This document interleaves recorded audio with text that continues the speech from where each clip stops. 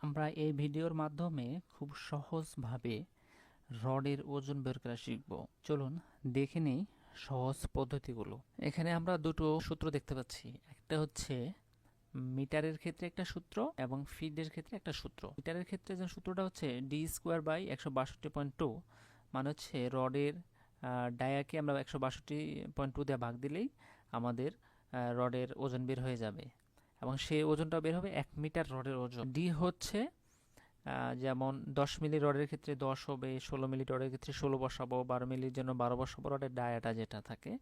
এবং ফিটের ক্ষেত্রে জাস্ট 532 দিয়ে ভাগ দিতে হবে। চলুন আমরা এখন সূত্রের মাধ্যমে রডের ওজন বের করি। তাহলে 16 মিলি 1 মিটার রডের ওজন হচ্ছে, আমরা এখানে ডি স্কোয়ারের জায়গায় 16 বসালাম এবং তাকে 162.2 দ্বারা ভাগ করলে আমাদের ভাগফল আসছে 1.578, অর্থাৎ 1 কেজি 578 গ্রাম।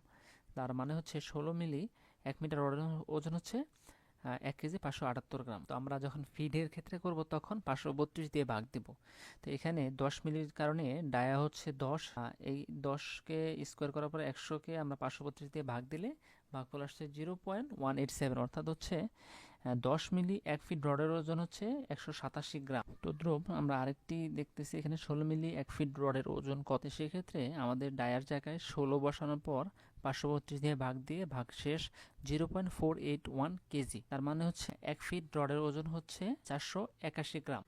এখন চলুন আমরা এটা স্কেল বা পাল্লাতে মেপে দেখব যে আসলে 3.17 ফিট এই রডের ওজনটা কি আমাদের 592 গ্রাম আসে কি। দোকানের একটি মিটার স্কেলে 0 করে নিলাম প্রথমে এবং এরপরে আমাদের এই যে 3.17 ফিট রডটা বসানোর পরে এর স্কেলের যে মাপটা দেখেন সেটা কত আসছে, 592 গ্রাম। তাহলে আমাদের সূত্র যেটা আছে, সূত্রের সাথে যে বাস্তবে পুরোপুরি মিলে গেছে।